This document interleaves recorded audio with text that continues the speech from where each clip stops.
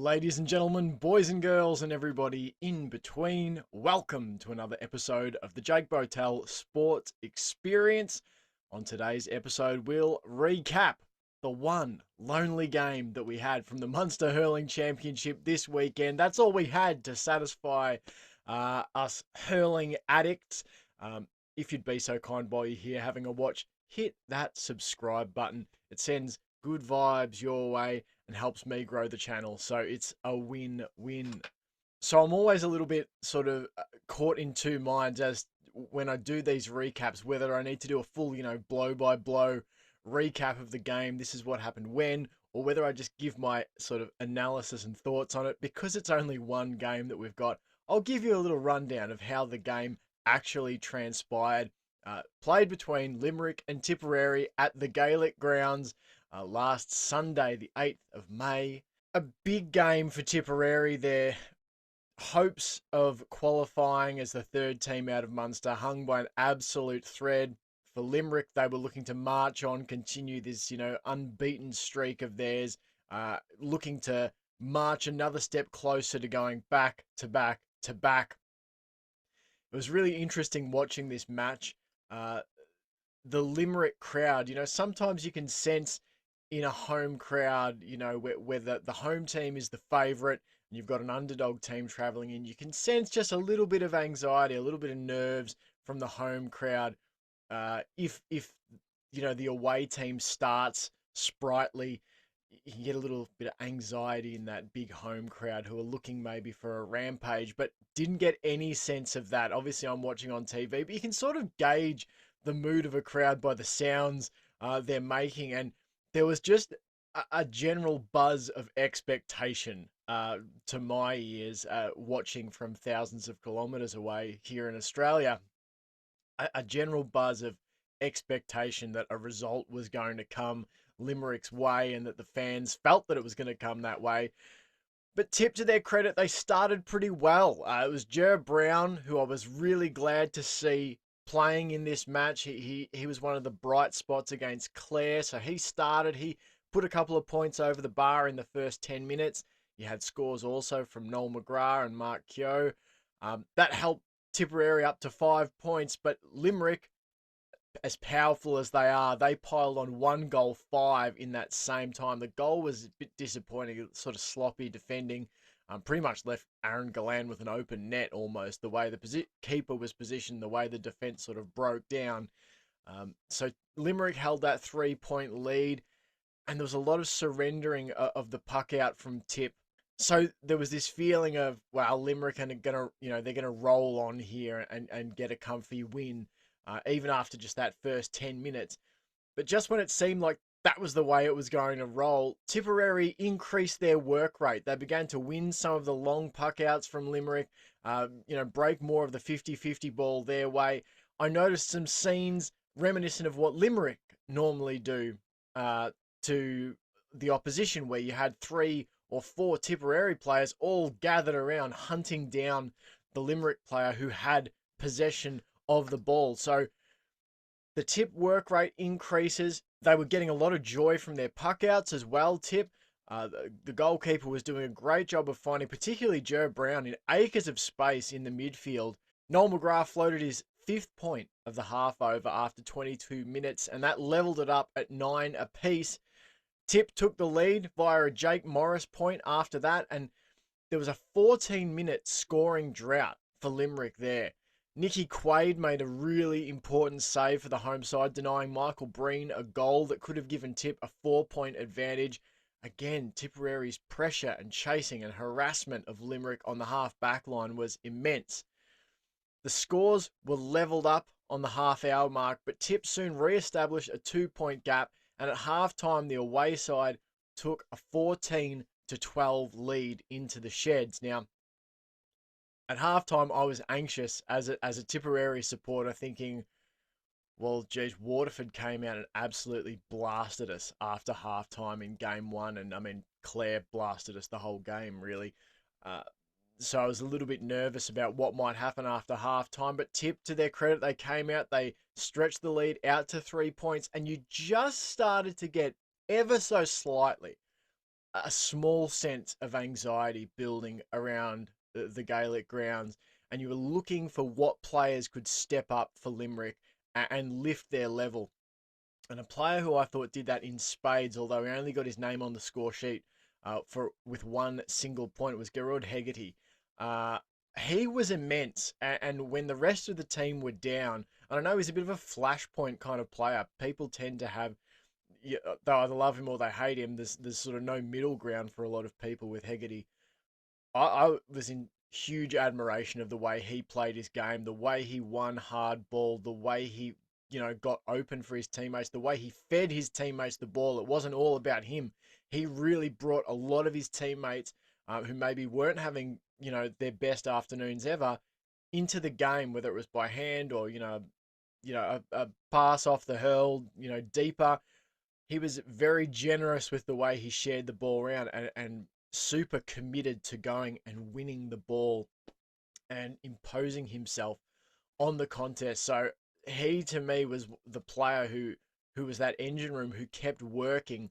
But Tip kept working too, and they almost had a goal on 45 minutes. It was Flynn who flicked an opportunistic ground strike just wide of the post. Tipperary's work rate kept up and kept up, closing Limerick down, turning them over, hooks, blocks, tackles. It was just brilliant. However, I can't remember the exact timestamp of it, but it felt sort of like it was between the 50th and 60th minute where Tip had a lead of, say, two to 3 points, and they had chances, really gettable chances to go 4 or 5 points up, and they missed. They missed a couple of easy sort of chances that you would back them to put over the bar more times than not, and they didn't. And it was there that I went, uh-oh. I think this one's going to get away from us, because it was just at that point there was a bit of anxiety building up around the ground. Tip had the ascendancy, but you could see Limerick really starting to work back into it. If you could have stretched it out to a lead that was beyond, a goal at that point, maybe that anxiety would have grown into something a little bigger. Maybe the efforts from Limerick would have become a little more desperate and a little bit more harried, but that was not the case. We didn't take our opportunities, Tip, and then Limerick started taking theirs. It was a 1 point game with 10 minutes to go, but Diarmaid Burns scored his third point of the afternoon to draw it level at 20-20 with 8 minutes left. And from there, it was essentially all Limerick. David Reedy puts them ahead on the 65th minute. Declan Hannon doubled the advantage a minute later, and Aaron Gallan made it 3 shortly thereafter. And it was really gone by then. Boylan slapped home a goal, a loose ball late, and that did kill off the contest. Aaron Gallan got a second goal himself before it was all over, and Limerick ran out 3-21 to 0-23 winners.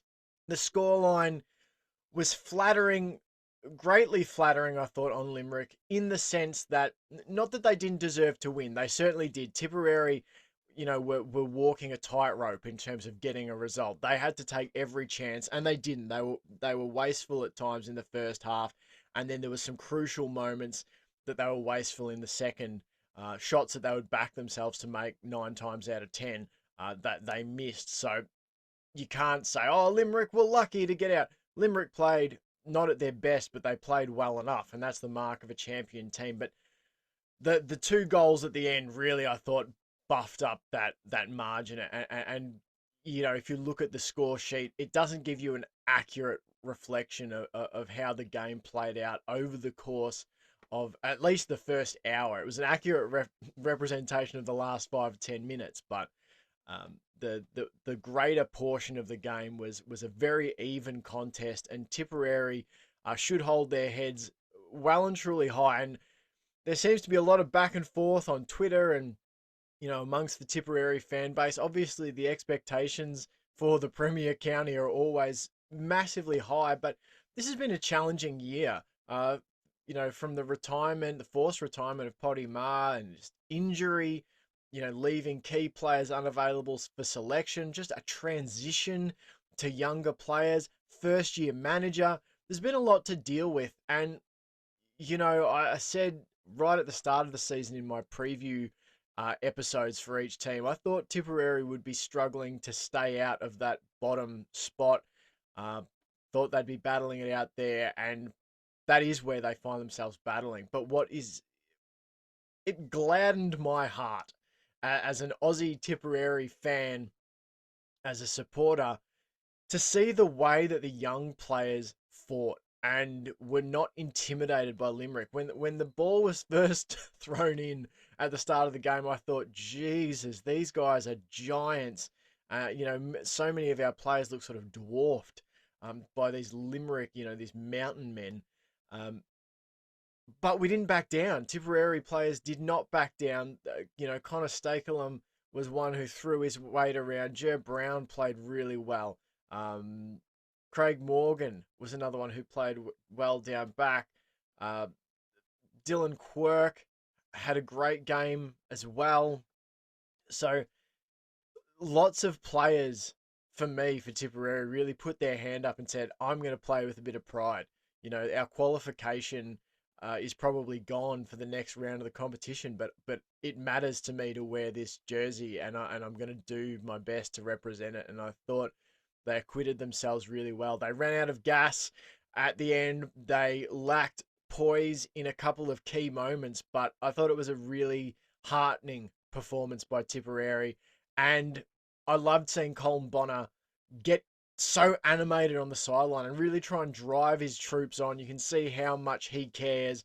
I think, he has been tasked with a difficult job this season. And I think we should all, as Tipperary fans, reserve a bit of judgment about where this team is at under new management until we've had another, season or two to see what direction it takes, because it's been an awful lot for Colin Bonner to deal with this year.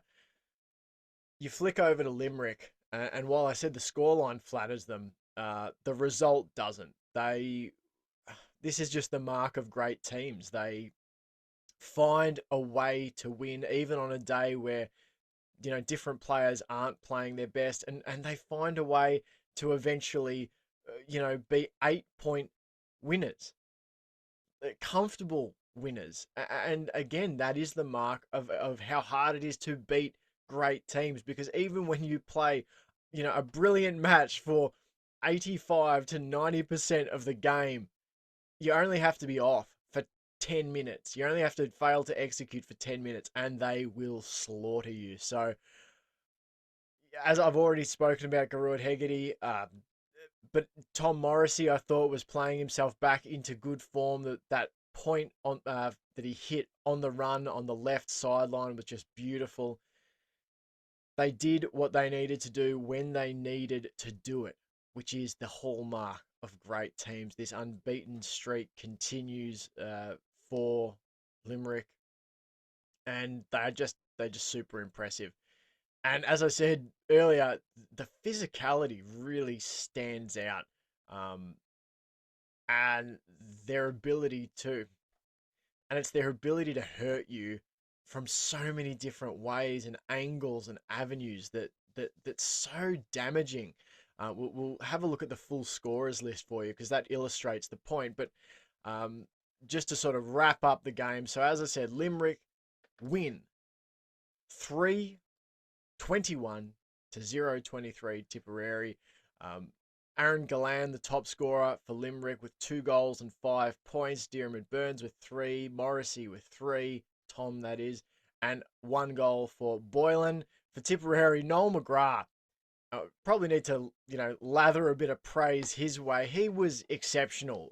Whether it was on the freeze or sideline cuts, just, reliable in a role that, he stepped into, sort of thing, in the absence of the usual free taker. So Noel McGrath, big performance, 13 of his team's 23 points, just immense. Jer Brown, 3 points. I thought he was excellent. He should be starting every game next season, in my opinion. I think he adds just genuine dash and sort of that line-breaking speed and dare. Jake Morris scored 3 points as well. And I'm making Garrod Hegarty my man of the match. All the reasons I mentioned earlier. When others were down, he was up. He helped lift that team. He helped, the team compete when Tipperary were on top. So Garrod Hegarty gets my man of the match. Let's have a look at those scorers, though, for you. And this is a great illustration, again, of how Limerick can hurt you in so many ways. They had 12 scorers on the day. Aaron Galland, 2-5. Burns with 3. Tom Morrissey with 3. It was Boylan with the goal. O'Donovan with 2, O'Neill with 2, Nash, Hannon, Hegarty, Mulcahy, Flanagan and Reid all with single points. Tipperary just the 7 scorers, and that makes a big difference when you're relying on such a small avenue of players to score. McGrath does brilliantly with 13, 3 each to Brown and Morris, and singles to Heffernan, Flynn, Keogh, and Byrne. So what's coming up for these two teams in the last few rounds of the Munster Hurling Championship? Well, for Limerick, a big clash this week for the reigning All-Ireland champions as they travel to play Clare in Ennis. The banner has been on the rise this season with crushing wins over Tipperary and Cork, and Clare will fancy themselves as one of the few teams with the ability to knock Limerick off course. But this Limerick team, like all great teams, seems to thrive on battle with challenges, and they'll be looking to continue that long unbeaten streak. So this is just another opportunity. Limerick have sealed up a spot in the Munster Hurling Championship final. This is a chance to sharpen that edge against a challenger, which is just brilliant as a champion team who's looking to, make it 3 championship wins in a row. Like, this is brilliant. When challengers continue to hurl themselves at you, it only makes you sharper. So, another great opportunity for Limerick to test their mettle. For Tipperary, well, it's been an up and down season full of stops and starts for Tip, and they now go on bye for another week. It's been a baptism of fire for new manager Colin Bonner with the early season retirement of Potty Ma, which in some ways was a symbol of what was to come. However, there were bright sparks beginning to emerge for the Premier County against Limerick. Young hurlers with talent and pride and heart. They'll look to focus that energy into one final Munster Hurling Championship clash with Cork in a couple of weeks' time. So that's it. That's the recap for you of Limerick and Tipperary. I'll try and get another episode out, a fantasy hurling episode, maybe a catch up on that. And I've actually built myself a couple of very, very primitive hurls out of some old floorboards. I was that desperate. I want to order some actual hurls online, but I couldn't wait. So I had to forge myself some rough ones to do the job for now out of some old floorboards. And I've been having great fun whacking a tennis ball around the back paddock. It's really good. I'd like to get me and a couple of mates a hurl each and just start a social hit down in the local park or somewhere like that, down on a local footy field, and weird out some of the Aussie locals who will have absolutely no idea of what we're playing. So if you'd be so kind, if you enjoy these videos, hit the subscribe button. As I said earlier, it sends good vibes your way and helps me grow the channel. Until next time, guys, thanks so much for watching.